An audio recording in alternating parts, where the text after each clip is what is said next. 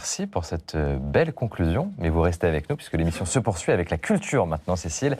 Et la culture chez nous est toujours très bien portée chaque dimanche par Constance de Bonaventure. Bonjour Constance. Bonjour David, bonjour Cécile, bonjour à tous. Toujours une joie de vous retrouver sur ce plateau. Noël qui approche à grands pas, la lumière de Noël. Vous vouliez justement nous proposer une petite sélection de livres pour enfants. Voilà, alors j'avais plusieurs choses à vous proposer.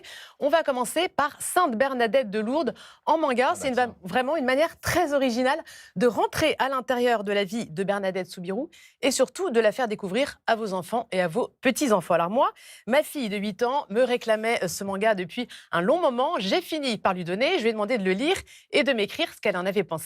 Alors je vous lis ces mots. J'ai aimé la tristesse, l'amour, la magie, la pauvreté. Et elle a ajouté, ça m'a donné envie de prier. Voilà, j'ai envie de vous dire, c'est toujours ça de prix. En tout cas, ce qui est vrai, c'est que le manga, c'est un vrai moyen de retranscrire les émotions fortes. Je ne suis pas du tout une spécialiste de manga, mais voilà ce que je constate. Et puis, regardez par exemple ces images. C'est vrai qu'il y a beaucoup d'intensité qui se dégage de ces dessins. Sainte Bernadette de Lourdes en manga, c'est donc publié chez MAM. Avec un whoosh. Oui, exactement, ouais. Un autre livre, Constance. Oui, alors autre recommandation, peut-être pour les plus grands, on va dire les 8-10 ans, Les enfants boxcar, c'est de la littérature, c'est un grand classique de la littérature jeunesse américaine. Ça débarque en France. Alors j'imagine, David, que vous connaissez le Club des 5. Bien sûr, voilà. J'ai adoré ça. Eh ben, Les enfants boxcar, c'est vraiment dans la même veine. D'ailleurs, ça a été publié la même année, en 1942. Ça raconte l'histoire d'une fratrie, 4 orphelins qui sont complètement livrés à eux-mêmes. Ils font vraiment complètement ce qu'ils veulent. Alors on les voit, il leur arrive des tas d'aventures, ils observent des ours, ils pêchent, ils font du canoë, ils construisent des cabanes, des ponts, etc.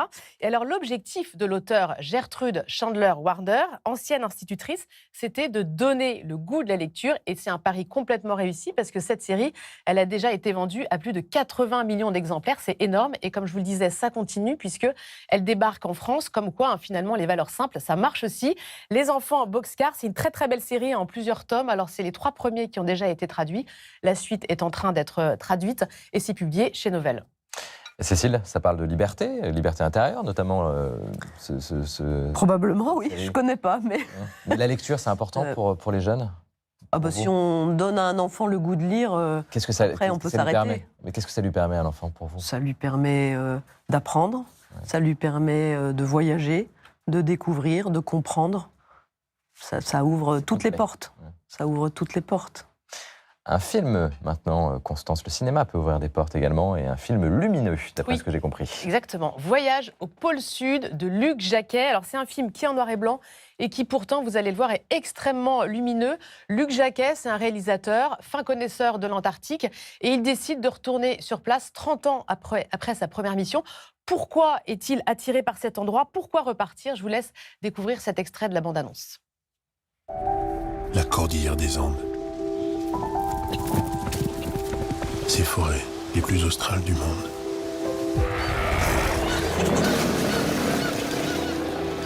Plus on descend vers le sud, plus la neige et la glace prennent le pouvoir. Certains ont perdu la vie pour poser le drapeau de leur pays sur ce qui n'est finalement qu'un symbole.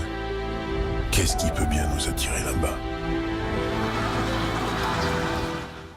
Alors, c'est un film très, très poétique. C'est presque un tableau, en fait. Luc Jacquet nous invite ici au voyage, à l'émerveillement.